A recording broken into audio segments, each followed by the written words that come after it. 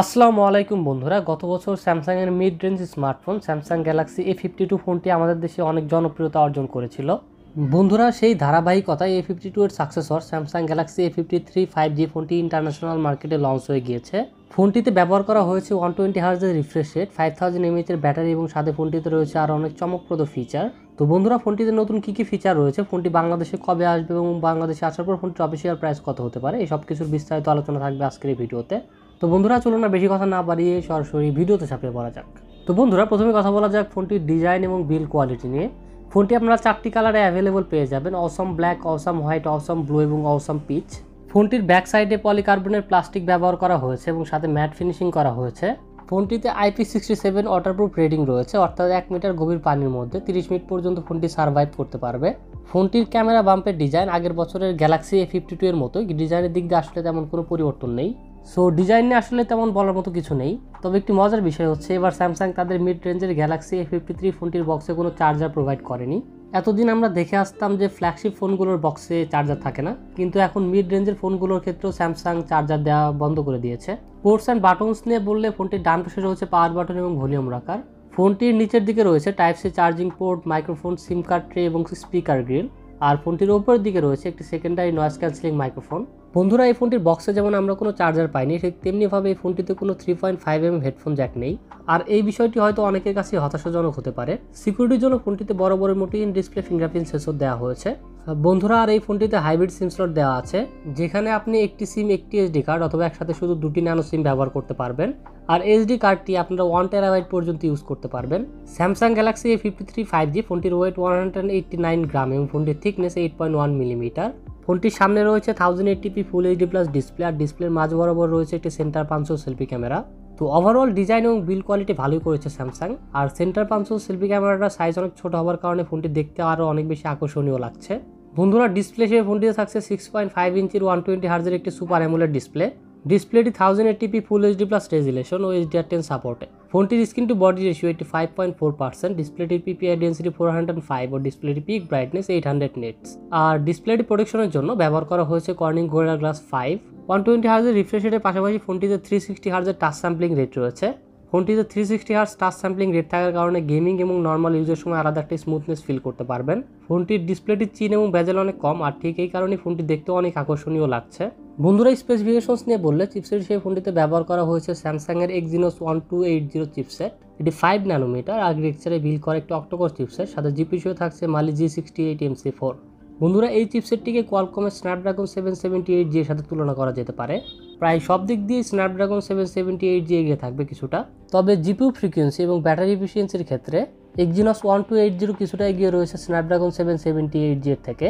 ফোনটির 3টি variant launch করা হয়েছে: 6GB RAM 128GB internal storage, 8GB RAM 128GB internal storage এবং 8GB RAM 256GB internal storage. আর ফোনটিতে LPDDR4X RAM ব্যবহার করা হয়েছে এবং স্টোরেজ টাইপ দেওয়া হয়েছে UFS 2.2। তো সব কিছু মিলিয়ে ভালোই পারফরমেন্স পাওয়া যায় ফোনটি থেকে, এটা আশা করা যায়।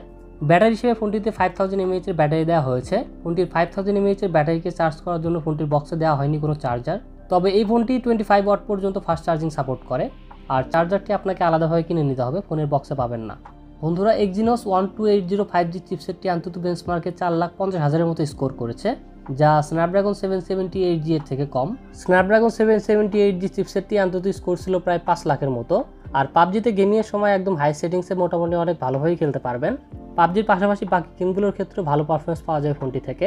তবে স্ন্যাপড্রাগনের চিপসেট অবশ্যই লং টাইম ইউজের জন্য ভালো। এখানে আমার মতে Exynos না দিয়ে স্ন্যাপড্রাগনের চিপসেট দিলে ভালো হতো। তবে 120 হার্জের রিফ্রেশ রেটের জন্য আলাদা একটি স্মুথনেস ফিল হবে গেমিংয়ের সময়। ফোনটিতে 5000 mAh এর ব্যাটারি রয়েছে, সো একটু বেশি সময় ধরে গেমিং করার সুবিধাও থাকছে।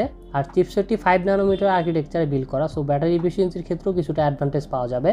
সেন্সর নিয়ে বললে অ্যাক্সেলেরোমিটার, জাইরো, প্রক্সিমিটো, কম্পাস সকল সেন্সরই পাওয়া যায় ফোনটিতে। আর সিকিউরিটির জন্য ইন ডিসপ্লে ফিঙ্গারপ্রিন্ট সেন্সরের পাশাপাশি ফেস আনলকও রয়েছে ফোনটিতে। অপারেটিং সিস্টেম নিয়ে বললে আউট অফ দ্য বক্স ফোনটিতে Android 12 পাওয়া যাবে, আর সাথে থাকছে স্যামসাংয়ের লেটেস্ট One UI 4.1। বন্ধুরা, ফোনটিতে আপনারা 3 বছর অ্যান্ড্রয়েড আপডেট পাবেন এবং 5 বছর সফটওয়্যার আপডেট পাবেন।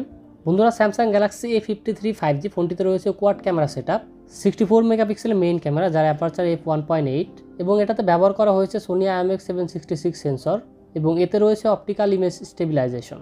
মেইন সেন্সরের পাশাপাশি ফোনটিতে রয়েছে 12 মেগাপিক্সেলের আলট্রা ওয়াইড, 2 মেগাপিক্সেলের ম্যাক্রো এবং 2 মেগাপিক্সেলের একটি ডেপথ সেন্সর। আর সেলফি ক্যামেরা হিসেবে ফোনটিতে 32 মেগাপিক্সেল একটি সেন্টার পাঞ্চ সেলফি ক্যামেরা দেওয়া হয়েছে, যার অ্যাপারচার f2.2। ফোনটির রিয়ার ও সেলফি দুটি ক্যামেরা দিয়ে সর্বোচ্চ 4K 30 fps এবং 1080p 60 fps পর্যন্ত ভিডিও রেকর্ডিং করা যাবে। বন্ধুরা এছাড়াও ক্যামেরা ফিচার হিসেবে OIS, slow motion, HDR, panorama, বাকি সব ক্যামেরা ফিচারই পাওয়া যায় ফোনটিতে। মাল্টিমিডিয়ার ক্ষেত্রে সুপার অ্যামোলেড ডিসপ্লে রয়েছে, তাও আবার স্যামসাং এর ডিসপ্লে, সো ফোনটির ভিউইং এক্সপিরিয়েন্স অনেক ভালো পাওয়া যাবে, এটা নিয়ে কোনো সন্দেহ নেই। আর বন্ধুরা ফোনটিতে ডুয়েল স্টেরিও স্পিকার দেওয়া হয়েছে এবং ফোনটির স্পিকার যথেষ্ট লাউড এবং কোয়ালিটি অনেক ভালো।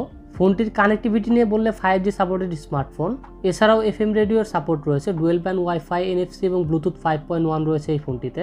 তো এখন ওভারঅল ফোন নিয়ে বললে ফোনটির চিপসেটটি অতটা ভালো লাগেনি, এছাড়া ডিজাইন থেকে শুরু করে বাকি সব কিছু একদম পারফেক্ট ছিল।